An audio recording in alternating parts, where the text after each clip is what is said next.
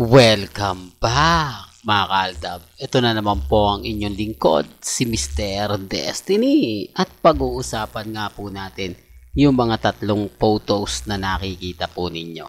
Doon sa mga taong, kumbaga, nagtatanong, oh Mr. Destiny, bakit nag-iba na yung title? Bakit The Family and Two? Bakit wala na yung A Mother and Son? Di po ba?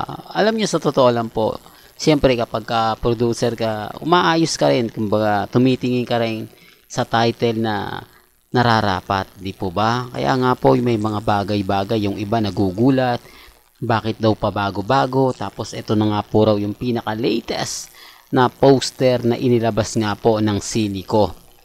Sa mga taong nagtatanong, sa mga nagsasabi ng ganito, nagsasabi ng ganon, sabi ko nga po sa inyo, pagdating po sa social media, kapag hindi ka talaga updated, kapag wala kang alam, kapag baguhan ka pa lang, talagang makakakuha ka ng hindi magandang impormasyon. Diyan po pumapasok yung mga fake news. Sinasamantala po nila yan. Dahil alam naman po nila, mga kaaldab, na kumbaga hindi ka updated. Kaya nag-aantay ka na lang, nag-aabang ka na lang sa mga mangyayari at magaganap.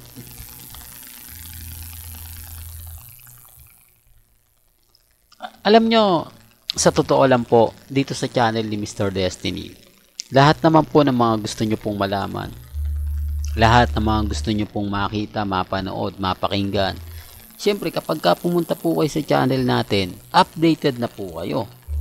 Hindi po ba? Taliwas po sa mga sinasabi at mga pinapaliwanag po nila. Wala naman po silang update eh. Di po ba, ni kay Mengay wala silang ganap. Kaya nga po kapag ako nagpapakita ng mga ganitong photos, abay galit na galit. Gustong manakit. Yung tipong, eto na naman si Mr. Destiny, nagbigay na naman ng mga throwback video o throwback picture na wala na raw yan sa baol, dapat daw dyan sinusunog na. Hindi ko alam mga kaaldab kung bakit nga po ba talaga sila affected kapag nagpapakita tayo ng mga ganito. Di po ba? Kalye serye lang yan. Teleserye lang yan. Dapat yan mag-move on na kayo. Kaya ako to pinapakita mga kaaldab dahil marami nga po talaga ang nagsasabing baka yan na nga po ang next movie ng Aldab sa 2024.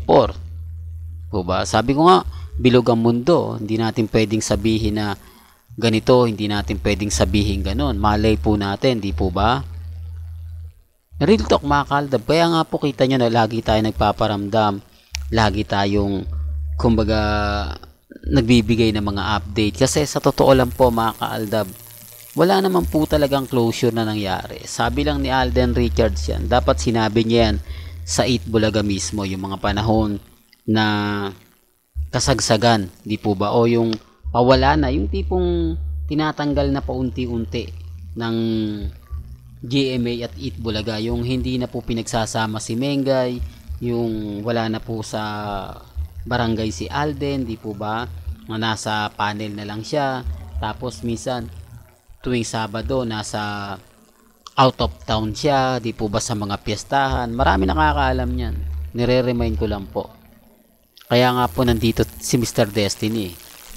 At isa pa po mga kaaldab, ang pelikula ng Imagine You and Me talaga naman pong tumatak at nakakuha ng respeto sa mga artista, nakakuha ng respeto sa mga nakapalibot at nagsasabing kumbaga hindi mahusay si Mengay, walang magaling lang talaga magpapangit, walang husay sa pag-arte, di po ba? Para lang klaro, para lang alam po ninyo, ito bago to pumutok, bago to talaga masabi na bumuhay sa Eat Bulaga, napakarami pong pang-iinsulto, pang-iinis ang nangyari sa Aldab. Di po ba? Lalo na po dito sa kasalan nila Alden na sinasabing maarte daw si Mengay, feeling mo totoong kasal. Di po ba? Ayan po yung mga komento ng mga ilang netizen. Lalo na po si Alden Richards. dito hati ng opinion ng mga netizen eh. Yung iba, halata sinasabi nila, hindi, totoo yung kasal na yan. Hindi po ba? Nandyan ako, madaling araw yan, wala lang talagang ebidensya, wala lang resibo. Kasi sa totoo lang po, ito yung mga panahon, remind ko lang po na yung cellphone hindi pa gaano karami. May mga cellphone na mamahalin talaga.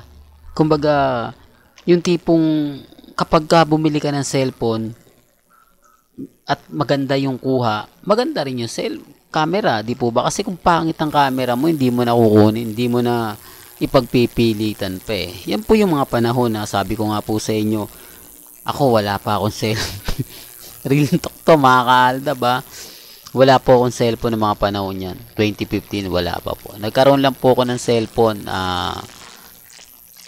2017,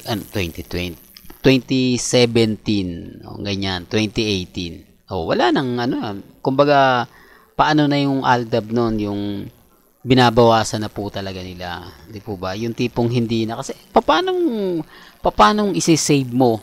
O paano mong kukunan yung mga bagay na kinikilig ka na. Di po ba? Ibig sabihin, naunahan ka na ng kilig bago mo pa makunan. Bago mo pa siya ma-videohan, ma-picturean. Wala na. Kumbaga, wala na yung point. Uy, umalis na sila, sayang. Hindi ko man lang na-videohan. Hindi ko man lang na-picturean. Di po ba? Kaya nga po pag ako, tama naman po talaga yung mga sinasabi ko eh. Hindi lang po talaga nila tanggap. Sinasabi lang nila, hindi, matagal na yan, di po ba? Ano na yan eh, yung marami na nangyari, marami na nagbago, kumbaga iniwan ni Alden si Mengay, iniwan ni Mengay si Alden, ang dami mga senaryo na ganun nangyari. Yung mga kumakalat na, kung titignan nyo mga kaaldab, wala naman po talagang epekto sana.